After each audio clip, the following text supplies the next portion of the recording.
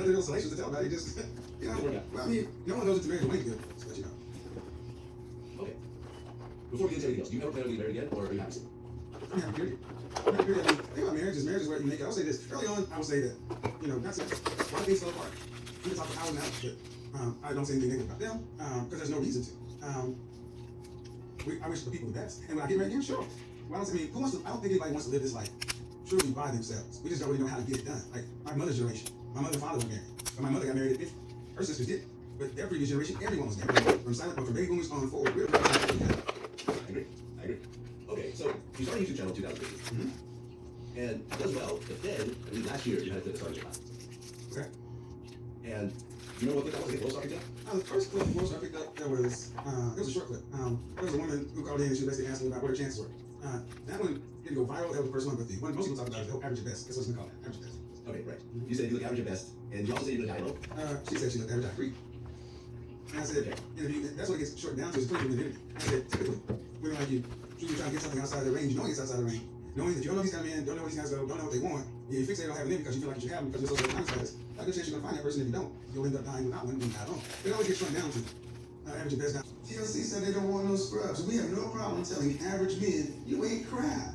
But if I just happen to have the nerve to agree with a woman that says she's average, then I'm safe. I think that's interesting. Very much so. Very much so. Okay. And all of you, no matter how you are, and they've been given an unrealistic expectation of their actual sexual marketplace value, their actual ability to get it, but then we always talk about, let's look in your life and see where in your life have you been able to attract or deal with these kind of men on a long-term basis, and that's where the conversations tend to go. I think it's funny that when I was talking to men for the previous years about these similar concepts, it wasn't shocking. But it was when I started talking to women about the very things they say they want, then all of a sudden it became this media firestorm. Well, options. They don't cheat, they exercise options. Kind of like what Bill Gates showed us. You know, I don't think many people can say they're richer than Bill Gates, and Melinda accepted it just fine.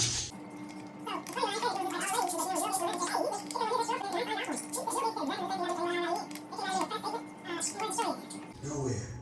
Because that's what happens with men of means, and it's possible.